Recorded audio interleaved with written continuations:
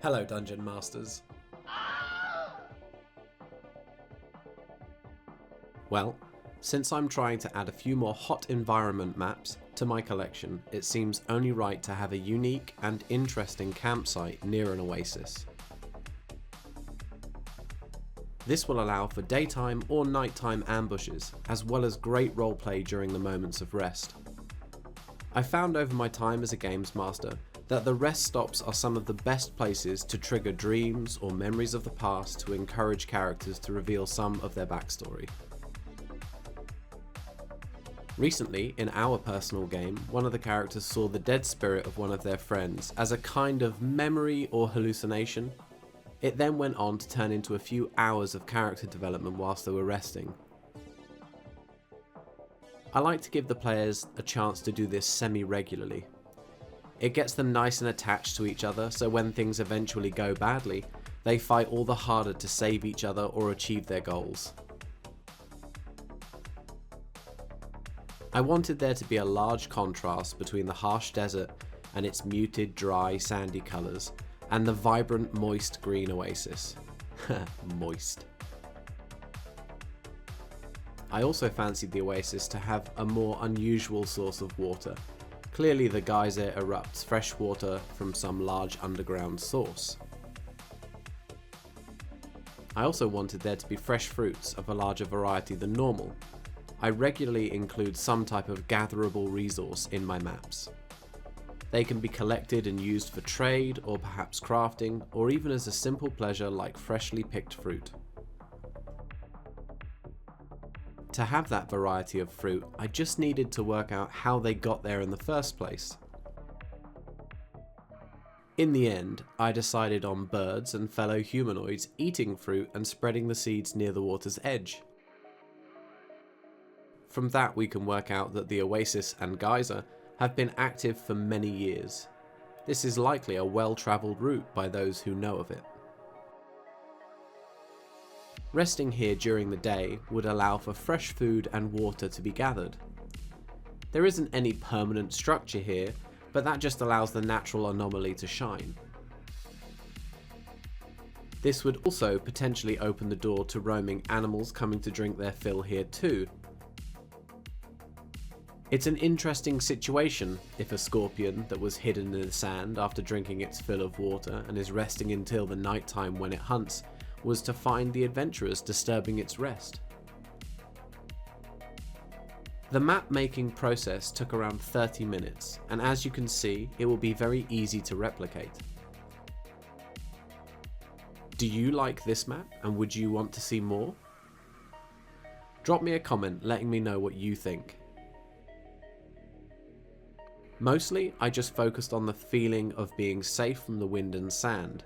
The high rocks would protect the players from some of the early morning and late evening sun as well. In my campaigns, I try to encourage nighttime travel in the desert to avoid the blistering sun and heat.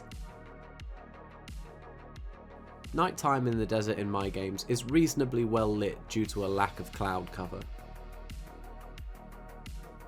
The other interesting fact about deserts is that during the day they can be extremely hot, but as night approaches they flip that and become very cold.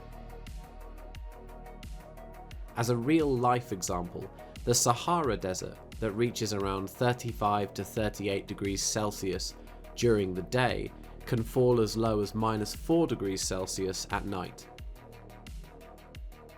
Scorching to freezing in the same day, meaning you need to keep warm if you travel at night. So we won't need too much description for this area as it's an oasis, but we should try and explain the reason that this area seems to exist and why there are fruits here that haven't been spotted elsewhere in the desert.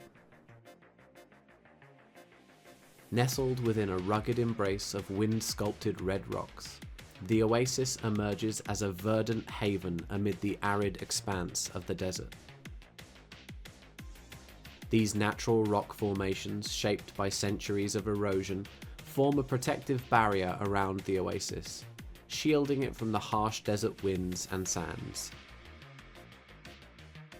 The contrast is striking, the harsh, barren desert giving way to a lush pocket of greenery, an almost magical anomaly in the sun-baked landscape. The oasis itself is teeming with life, boasting an array of fruit trees and bushes that are not found elsewhere in the desert. Mangoes, giant red berries, and coconuts hang heavy from the branches, their seeds likely carried by travellers or birds who pause to rest and replenish at this rare source of water. Over time, these seeds took root in the fertile, wet, sandy soil around the water's edge, flourishing into a bountiful grove that now provides sustenance and shade to weary wanderers. A multitude of beetles and other desert insects scuttle through the underbrush along the moist sands of the oasis. Insects, essential for recycling nutrients, work diligently at breaking down organic matter. Other insects can often be spotted on tree trunks and leaves, feeding on sap and pollen. At the heart of the oasis lies an ecologically active freshwater geyser, a spectacular natural fountain that periodically erupts, sending a spray of fresh water high into the air, much to the delight and relief of both man and beast. The geyser is the lifeblood of the oasis, its waters feeding the small pools that surround it, from which all the plants and animals drink.